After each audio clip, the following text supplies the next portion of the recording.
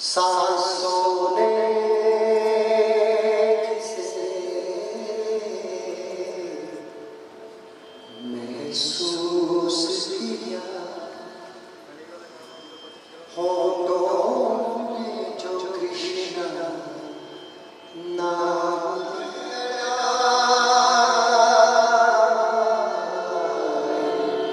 कृष्ण कृष्ण कृष्ण कृष्ण कृष्ण कृष्ण हरे हरे, कृष्ण कृष्ण कृष्ण हरे हरे, कृष्ण कृष्ण कृष्ण कृष्ण कृष्ण कृष्ण हरे, कृष्ण कृष्ण कृष्ण कृष्ण कृष्ण कृष्ण हरे हरे।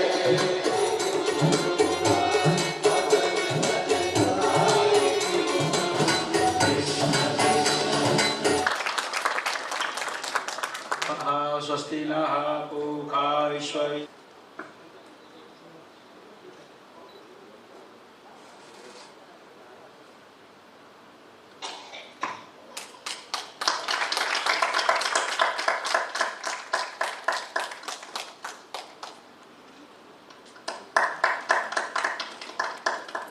सुखविंदर जी ने आज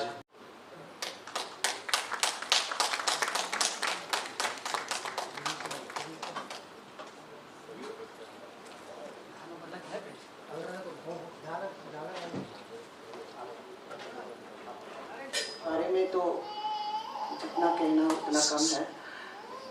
हमने आज तक कभी गुरुओं को प्रणाम तो किया है, पर गुरु को मानना या गुरु को अपने साथ अपने जीवन में उतारना, ये बहुत बड़ी बात है। और हमने इतने सालों में सब गुरुओं को प्रणाम तो किया है, पर इनको मिलने के बाद या इनका मार्गदर्शन पाने के बाद हमारे जीवन में बहुत कुछ तब्दीलियाँ, बहुत अच्छी तब्दीलियाँ आई हैं। और मैं यही कहूँगी कि ये कृष्ण की कृपा है। इनके पास बैठ के या इनके विचार सुन के इंसान पूरा कृष्ण में हो जाता है। और इनकी कथा सुन के तो आप सभी को कपित जम्बो फलचारु भक्षणम् उमासुतं शोक विनाशकारिकं नमामि विघ्नेश्वर पाद पंकजम् वसुदेव सुतं देवं कंस चारूढमर्दनं देवकी परमानंदं कृष्णं वन्दे जगद्गुरुं।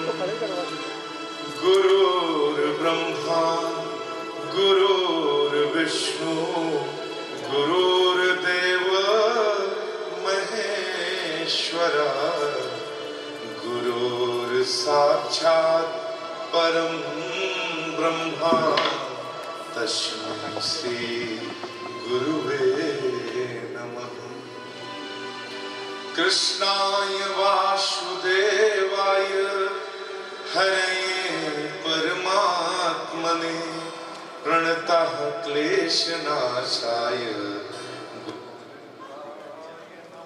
साउंड ऑफ हो गया भाई। एक्टर बनना और एक्टर हो जाना, ये दोनों अलग विषय है। आप सब शेखर बाबू के बारे में जानते हैं, लेकिन इनके बाबूजी के बारे में इतिहास है पूरा। बिहार में उनका जन्म और उनका जो वर्णन है, अगर आप उनको सुनेंगे तो शायद शेखर बाबू बड़े छोटे से दिखने लगेंगे। डॉक्टरी में जिसने रिसर्च किए हैं, जिन्होंने आवाज में सुन के ऐसे ऐसे ट्रीटमेंट कर दी जो इतिहास है अमेरिका के डॉक्टर जहां फेल होते हैं, जैसे ऐसा जो गुण है तो बाढ़े पूत पिता के धर में और खेती उपजे अपने कर में। स्मिता जी, आपका प्रारब्ध आपके पिता का प्रारब्ध है। ये जो बगल में बैठी मुस्कुरा रही है ना, ये अगर हमें डांटी भी है तो इसमें इसका स्वार्थ नहीं रहा है, इसका इतना ही स्वार्थ रहा है कि बड़े होके सतमार्ग में चलना, सही मार्ग में चलना। तो मां बाप का कर्तव्य, पूर्वजों का कर्तव्य, और पूर्वज नहीं होते तो हम कहां होते। इसलिए तो पहले तो बिल्कुल चिंता मत करना। और एक और बात बोलता हूं, ये चढ़ती हुई बारात है। पहले दिन क्या होता है ना, तेल माइन बुकवा में बहुत कम ही लोग इकट्ठा होते हैं, लेकिन कल दुगना हो जाएंगे, क्योंकि जितने सुन रहे हैं ये खुद ही जाके बोलेंगे चलना। दुनिया में तो 50 दिन ऐसे घूमते ही रहते हैं, चलो कथा सुन के आएंगे। और 2 से 6 है, देखते हैं। तो आप एक बात समझना, आपकी जिंदगी में आपने खूब समय दिया है, एक बार यहां पे 4 घंटा देके तो देखो। इसलिए मेरे गोविंद की कथा को कोई आसानी से सुन ले वो भी मजाक हो जाएगा। और गोविंद की कथा सुनाने का काम मैं नहीं कर रहा हूं, गोविंद कर रहे हैं। तो कथा करने वाला भी गोविंद, कथा सुनने वाला भी गोविंद, कथा कराने वाला भी गोविंद, और सुनाने वाला भी गोविंद। तो अपन तो ऐसे भी मौज में जी, तो टेंशन लेने का नहीं, किधर कौन आया किधर कौन गया। हो सकता है वो इतने ग्वाल बाल बन के आ जाएगा कि आपको मैं एक ही दृष्टांत सुनाऊंगा। ब्रह्मा को अहंकार हो गया कि कन्हैया ने जीभ से ग्वाले के कड़ी चाटी, तो बोलो ये ब्रह्मा का ये कृष्ण ना हो सके, इतना निष्कृष्ट कर्म ब्रह्म तो ना कर सके कि एक पोखर के पानी नहाने वाले आचार्य जी, उसमें जो 2 दिन 4 दिन नहीं नहाते, उनके जीवन से कड़ी चाट रहे है, तो ये भगवान तो नहीं हो सकता। ब्रह्मा ने कहा परीक्षा लेनी पड़ेगी, और ब्रह्मा ने सारे ग्वाल बालों को गायब कर दिया। गैया, मेरा कन्हैया भागा गैया की तरफ, मेरी गैया कौन ले गया? कंस ने दाई के ऐसे कौन सो राक्षस बना दिया कि गैया गायब कर दिए। तो गैया की तरफ भागा तो ग्वाल बाल गायब चले गए, धनसुगा मनसुगा श्रीरामा शिवस गायब हो गए। कन्हैया रो पड़ा कि अरे वारे कंस, तेरे पास ऐसी कौन सी विद्या। तो आंख बंद करके भगवान जब बैठे धैर्यता से, तो इसमें एक बहुत बड़ा मैसेज है।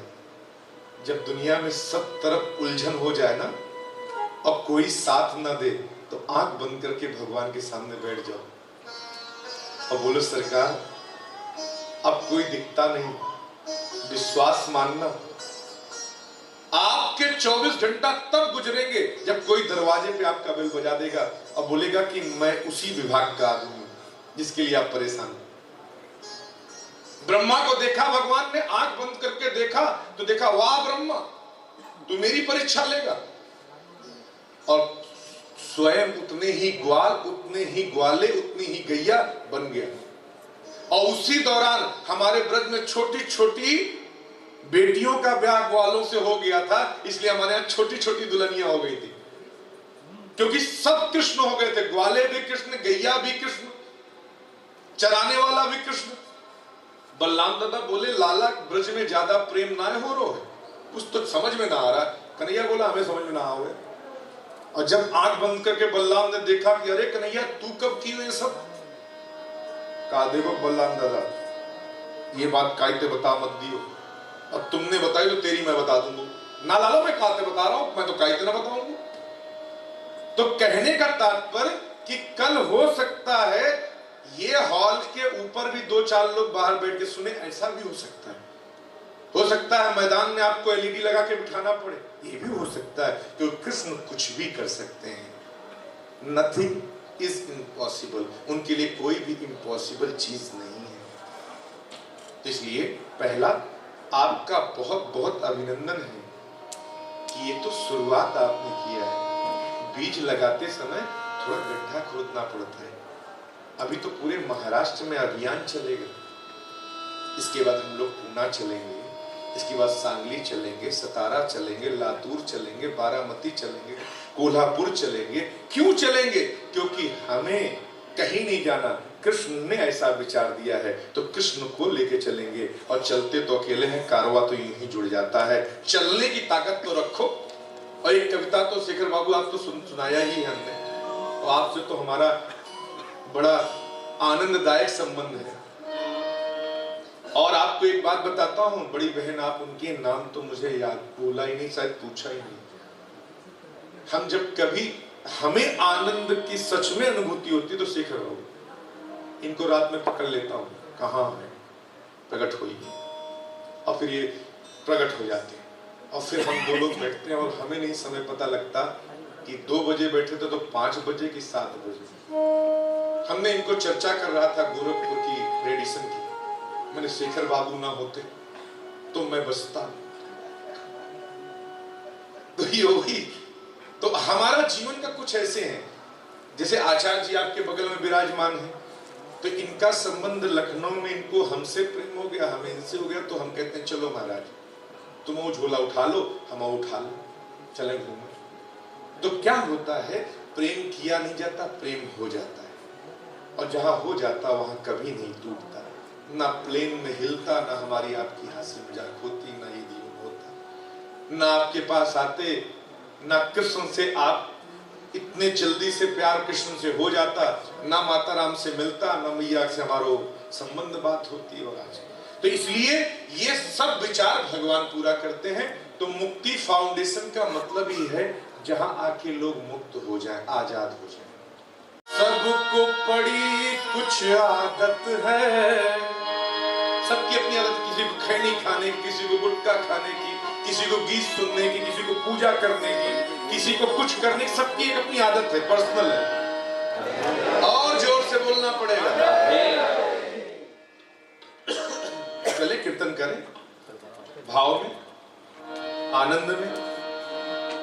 तो महाराष्ट्र की भूमि में, वैसे तो भारत भूमि महाराष्ट्र ही है, महाराष्ट्र भी भारत में, ब्रज वृंदावन माही या वृंदावन ब्रज माही, महाराष्ट्र भारत में है या भारत महाराष्ट्र में है, बात तो दोनों एक ही है। तो हम तो भारत के कृष्ण की कथा कर रहे हैं, सनातन की कथा कर रहे हैं। तो महाराष्ट्र हो या गुजरात, अमेरिका हो या लंदन, हमें तो कृष्ण की नाम आता है, दूसरा कुछ आता नहीं। और मुझे आश्चर्य इस बात का है कि कृष्ण को सब जानते हैं, मुझे कोई नहीं जानता, लेकिन जैसे तिलक देखता है, खड़ा हूं देखता है, और मैं बोलता हूं एक बार जोर से बोलना पड़ेगा, तो तुरंत कहता है कृष्ण वाला है, मामला पक्का है। तो हमारा मामला उनसे जुड़ा है, हमारे पीछे उन्हीं का वरदस्त है, उन्हीं की कृपा है। तो सब लोग प्रेम से ताली सेवा करते हुए कीर्तन करेंगे। ताली क्यों बजाना? हमारी कथा का एक मूल सूत्र यही है कि तुम्हारे क्यों को काट के तुम्हारे सर पे बांध दूंगा, ताकि क्यों खत्म हो जाएगा तो क्यों खत्म हो जाएगा, और जहां लाइन खत्म हो गई वहां डायरेक्ट दीदार हो जाएगा। तो क्यों और क्यों दोनों खत्म कर दूंगा, तो आपके जीवन में आनंद सीधे भगवान से जोड़ दूंगा, आप ज्यादा आनंद लीजिएगा, यही मेरा है। ताली क्यों बजाना? कीर्तन में क्यों बजवाते हैं ताली? कि ताली बजाई, ताली बजाने से दोनों रेखाओं में घर्षण होता है, और जब आप हरि कीर्तन में जब ताली बजाते हैं तो भगवान का स्पर्श के समय आप भूल जाते हैं और जोर जोर से ताली बजाने लगते हैं। जैसे सुपिंदर जी गा रहे थे तो हम लोग सब लोग प्यार से ताली बजाने लगे। ऐसे ही जब हम कीर्तन करते हैं तो हमारे हाथ की हथेली की रेखा में भाग्य की रेखा होती है, कर्म की रेखा होती है, ज्ञान की रेखा होती है। तो कभी कभी राहु शनि की महादशा होने के कारण वो ढक जाती है। तो जब हम हरि कीर्तन में ताली बजा के गाते हैं तो वो जो राहु केतु होते हैं वो झड़ जाते हैं, हट जाते हैं, और हमारी रेखाएं क्लियर हो जाती हैं और हमारे जीवन में प्रकाश हो जाता है। इसलिए ताली बजाना। एक